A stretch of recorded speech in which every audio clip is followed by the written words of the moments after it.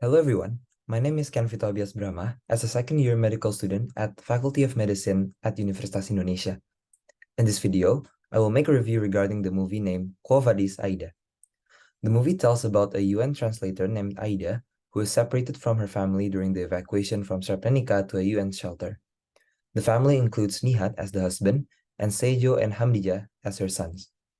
In my opinion, Aida is a strong woman and a great mother figure in this movie.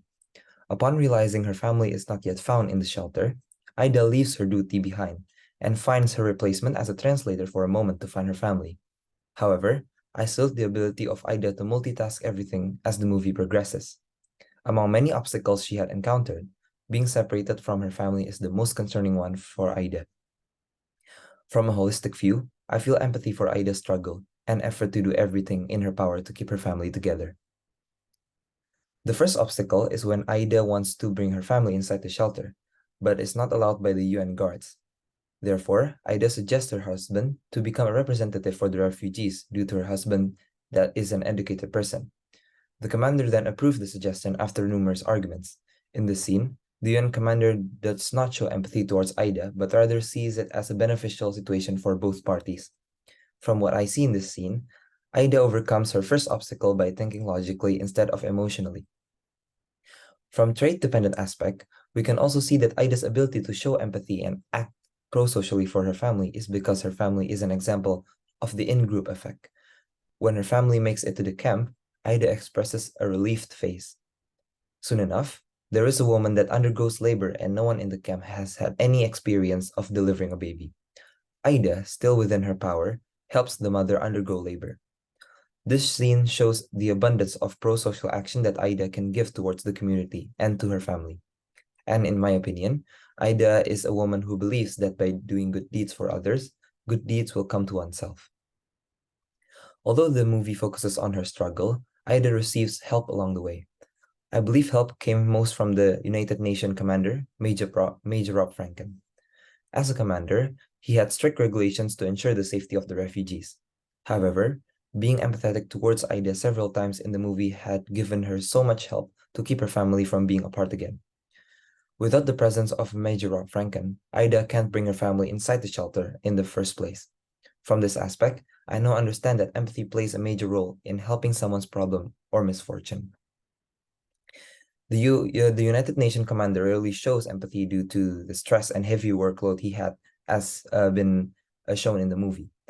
In a particular scene, Ida confronted about the agreement of the evacuation with a Serbian soldier instead, which the commander agreed to.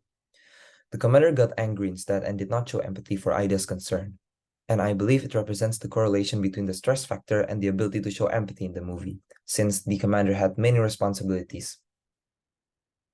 The climax of the movie happened during the second evacuation when only Ida's name appeared on the list, but not any other of her family members, because she is the United Nations member. She then desperately begs the UN commander, the Major Rob Franken, to put her family's name on the list as well.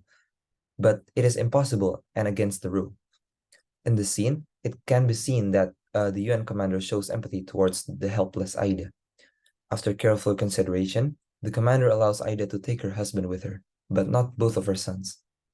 But in the end, the husband wants to protect both of his sons, so Ida is left alone in the shelter. Nihat, Hamdia, and Seyo were brought with the other men in the shelter to another place by the Serbian soldiers. Afterwards, they were brutally massacred. If I were Ida, I could not have been more devastated, knowing that you already tried your best to keep your family safe, but in the end, they were killed. In this movie, Ida shows great empathy towards her surroundings, especially her family, and it's the same thing that I would do if I were her. Constant empathy flows within me throughout the movie, but not only for Ida. There's another character that came across my mind that made me empathetic as well, which is Major Rob Franken, the help factor in this movie for Ida. In the movie, numerous scenes display his hectic workload and big responsibilities in keeping the refugees safe. Major Rob Franken is a good person who is proven to be empathetic from the explanation before, and he did everything he could do in power to replace the good deeds that Ida had done. To be someone who holds that many responsibilities and dare to break the rules to repay someone's good deeds make Major Rob Franken a noble character as well. After watching the movie, I believe that empathy flows everywhere, even in hard times. Especially in hard times, empathy is most needed because with empathy, we can help each other's misfortune and always remind them that there are people who understand their suffering and are willing to help them. From this movie, I also know that empathy can also be shown even if it's beyond our competence. As future doctor, I now understand deeper regarding the importance of empathy in creating an optimal healthcare service for patients. That's all from me. Thank you for listening.